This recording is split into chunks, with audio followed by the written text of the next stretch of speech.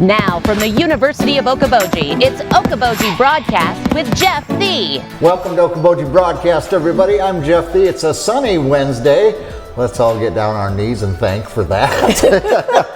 It's been a little soggy around here. Yeah, Mary Dreier's here with us, of course, at the Dickinson County Museum. And we did. Sunny skies feel pretty good, don't they? They do. They do. Love that sun. Yeah, love that sun. Love that sun, and I love having more water in the lakes. Yes. It just feels good and right. And going over the spillway. Have you gone up to see the spillway? Many times I go up there, watch it go on, and Me you see too. lots of people there watching it as well. Watching the carp, and it just is right. Yeah. The world is right. The world is right. Then on that happy subject, what was the movie with Bruce Willis where the kid said, "I see dead people"? That's our subject today. I walked in here and Mary goes, "We're going to talk about dead people today." Well, there's a reason we're doing this. Well, yeah. Well, when you talk history, let's face it, a lot of what you're talking about is dead people. So, well, and they're really interesting and really awesome.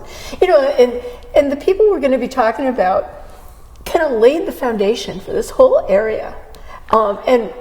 If they were really good people. Yes. And they did a really good job. And we should get down on our knees and thank them every day. Well, look at us today. Look at the Iowa Great Lakes today. Yeah. A lot built on their shoulders. Because of these people. Yes. Another reason that we're talking about these people today is that the museum is doing something pretty darn special. Yes. A week from Sunday, on June 2nd, 4 o'clock in the afternoon, between 4 and 6, we are hosting a cemetery walk at the Okoboji Cemetery, which ironically is actually in Arnold's Park. Yes. We don't have that figured out yet. But, there's another story to dig into. Another rabbit hole to go down.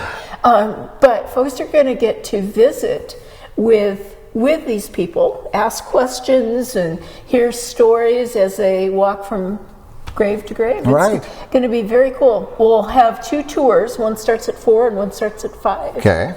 So. And to be clear, these people will be portrayed. Yes, Jeff. It ain't a seance. I just shake my head. You and about 1,000 other people. But go ahead. Yeah. One of the people that folks will get to visit with, actually the person that's portraying them, I have to be careful now, Jeff, about how I say this stuff, is R.A. Smith. Yeah. The Lakes area would not be anything like it is today without the family, the Smith family. Yes. They were so instrumental. They were so early. To put this in context, R.A. Smith was a member of the regiment from Fort Dodge that came up right after the massacre to rescue the victims of the massacre. Well, as we all know, it turned into a burial party instead. He loved this area so much that he came back just a month or 2 later and decided to settle here. So he's one of the very, very earliest of settlers here. Do we know if he had been here prior to that at all? I don't think he had been. Okay, so those unfortunate circumstances was the first time he laid eyes on the area. And realized that he came here in the depths of winter in March of 1857, during the worst winter on record to this day, perhaps. Wow. It was a brutal cold winter, and yet he loved it enough that he wanted to come back. Smith's Bay. Yes. Named for the Smith family. Yeah. R.A. Smith wasn't the only member of his family to come here. His brother Milton came here, his sister Kate, and he had another sister also that came. And they were all prominent people in the area, very active in different pursuits. They homesteaded a lot of the land, like between the Highway 71 bridge and where the inn used to be. Yeah. That land was all Smith ground. Wow. And I think they owned quite a bit of land up north too. And he was a very community-minded person. There's a quote I see in his obituary. R.A. Smith was not a striking success as a businessman. Now, that's not something you usually see in an obituary. Right. You know, you usually say, oh, he was this marvelous. No. His equipment was much better suited to intellectual pursuits. He had an unusual mind. He read widely and thought far beneath the surface. He could make a go of farming and merchandising and milling, but he might have been eminent in a learned profession. One of the things that he is most known for, and what we are so grateful for, is this book. Absolutely the best book on history of the Lakes area that exists. This was written by R.A. Smith. It was published in 1902. It is my go-to book for everything concerning the early days here. And it is entitled? It is called A History of Dickinson County. Yeah. Very original name. Aptly enough, yes. Aptly enough. He writes what he knew. He experienced everything that he wrote about in this book. I mean, he was here right post-massacre. He was here through the grasshopper plagues. He was here during the very beginnings of the towns around here. Yeah. When you think that, you know, Spirit Lake was just in its infancy when he came, he watched all the progress. He knew the pioneer families.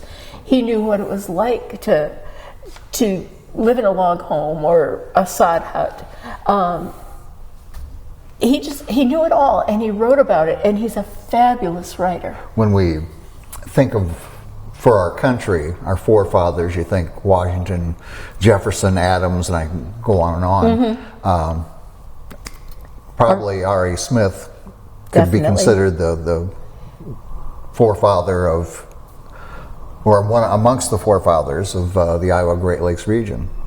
You know, I would agree with Jeff. I haven't ever thought of it like that before, but I would agree with you. It's because of him we have such well-documented stories and history and facts that we can go back and really understand what the area was like and what it wasn't like back in the earliest of days. He was also involved in the government. He was a state representative. He served Clay, Dickinson, Emmett, and Palo Alto counties. So he spent time in Des Moines in the state legislature. He was a significant persona in Abby Gardner's attempt to get the monument built in 1895. Sure. He was very active in that and very prominent at the dedication service in 1895 when only 5,000 people were there. Yeah. You know, so we're so grateful for R.A. Smith and all that he did for this area and his whole family. Yeah. So he will be represented at the cemetery walk. He will be by Doug Steuben. Okay, very good. And so we're looking forward to that. And be sure to visit with R.A. when you're there. Yes. It'll be very, very good. We have another person there who we don't know as much about and who I wouldn't call a pioneer spirit in the area. But she was somebody that even I knew about, who just came up for a week every summer. I knew about this woman. Okay. She was very active in Arnold's Park, and she was a character, as what was her husband. His name was Bumper. Do you know who I'm talking about? I don't. Do you remember going through the roof garden and seeing the signs that said Madam Bessie, fortune teller? Yes. Well, Madam Bessie is going to be around to share some stories next Sunday at the cemetery walk. I'm anxious to hear more about her. I really Interesting. We've been doing a bunch of research on all of these people, and I have to fess up that there's very little written about Madam Bessie. For her notoriety, we don't know that much about her. Yeah. We know that she had an extended family. The family worked in the park. They lived in Arnold's Park, kind of south of the Gardner cabin. We know that much about them. But so I'm looking forward to learning more. Yeah, interesting. You might even get your fortune told. Ooh. That's my understanding. Yeah. Yeah. Interesting. Mindy Trong is going to be. Mindy Trong is going to be playing Madam Bessie. Madam Bessie. And who is you have a third one, I believe, I today, have a don't third you? one. Let's see, should we do this one or this one? Let's do this one. Okay. This is a name that we all know. Okay. When you think of Arnold's Park, you think of this gentleman. How else can I? He had a couple of daughters. Actually, he had 3 daughters, 2 of whom are responsible for naming Arnold's Park. Who do you think I'm talking Be an about? Arnold? It would be W.B. Arnold. Yes. He was another really active person in the community, and he was known for his jovial constitution and his hospitality. He, of course, started Arnold's Park. His daughters, the story is, his daughters were swinging in a hammock trying to figure out a name for the town, and they said, well, let's just call it Arnold's Park. He was born in Connecticut in 1837 and lived in Wisconsin for quite a while.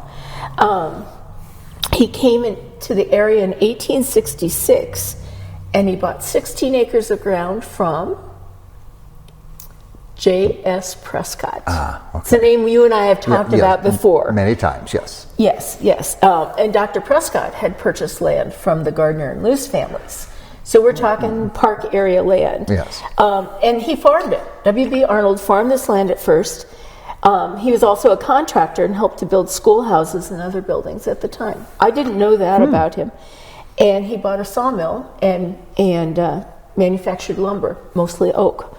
That makes sense, does it, for all the oak trees? Yes, it does. His claim went all the way to Pillsbury Point. And as the population grew, he sold off a lot of his land for profit. And he built the first hotel in Arnold's Park in 1882. Now, what's significant about that to me is that's the same year as the Orleans Hotel was built. So this was the very, very beginning of the tourism in the area. Yep. His first hotel had 8 rooms, an office, and a dining room. And he added more rooms to it each year. And was that the one just adjacent to the park itself there, going towards Fillenworth or that direction? It's in that area. Okay. I would say it was on the green space. Okay. Or the green space.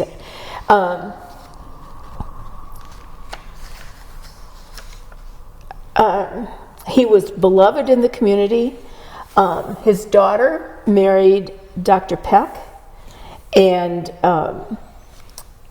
you've heard that Peck's had part of the amusement park also. Yeah, so it was kind of, the whole park area was kind of a family deal. Yeah. You know, because one family married another, and then the park grew and all sorts of things. So, you know, he's another person that without W.B. Arnold and his vision of creating a space where he could be hospitable to tourists and to travelers, and then thinking of amusements for them. Yeah. Like the amusement parks. And I'm sure he probably started the first water slide, you know, which were beloved around here. But he was another founder of this area that's so important, and we don't think about him much. Right. I mean, we say Arnold's Park, it just rolls off our tongue. Well, sure. Well, it was...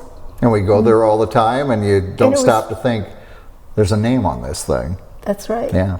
That's right. I think what would be really fun would be to take these names that we've been talking about and bring the lineage down. Yes. You know, and are there relatives that are still in this area? We know there are Smiths.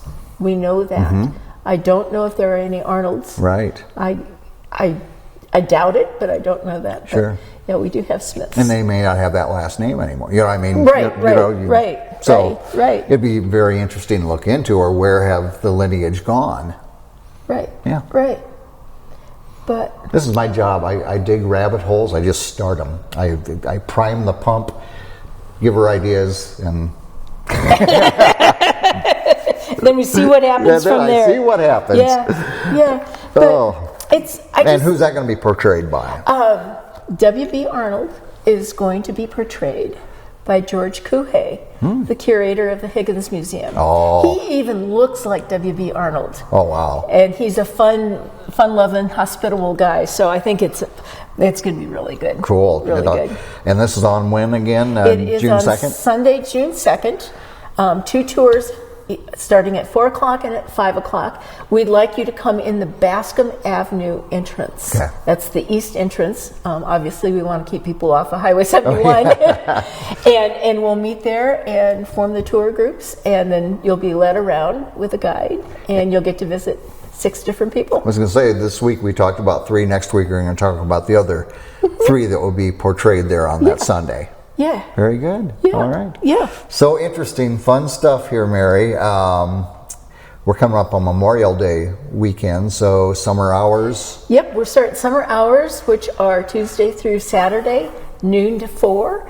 With the exception of Wednesdays, we start at 10 o'clock to accommodate our lively Way Back When group, which went to the Winchester Museum this morning. Yeah. We How had was that? 20 fine folks going through the Winchester Museum, and they just loved it. I mean, David Cruz did a wonderful job of showing us around, and people didn't know that this place existed, but it is so cool. It's a recreation. Okay, go ahead. Yeah, it's a recreation of the Hill and Spurbeck Winchester store that was on Hill Avenue in downtown Spirit Lake.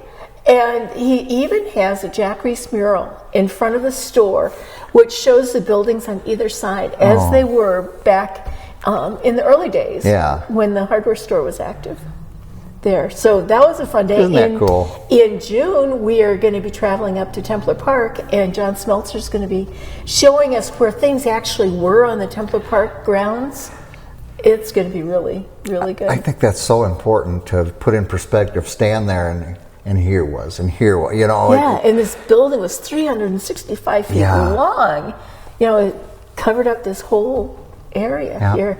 So in July or August, we'll be going to the Higgins Museum also. So about once a month, we're on the road, and it's very fun. We had a whole bunch of newbies here today. Good. Yeah. Well, I bet they had fun. They did. They wanted to come see the museum, and I suspect that they may be coming back for our conversation mornings too. That's the best. Come in here and start down a rabbit hole, and then just keep digging. That's right. Yes, very good. All right, my friend. Well, thank you again, as always. It's always fun, Jeff. Always fun. Mary and I always have a lot of fun. You'll have fun if you come in here to the Dickinson County Museum as well. We want to thank Mary for her time. As always, we thank you for watching us right here on Okoboji Broadcast.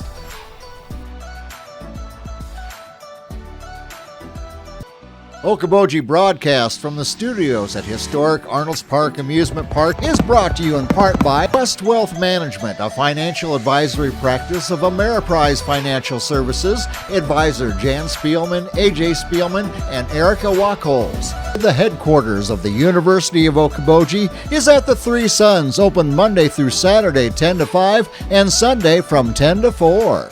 Bank Midwest, dream big, plan wisely, live well. Lakes Regional Healthcare and Avera Partner. Beck Engineering in Spirit Lake.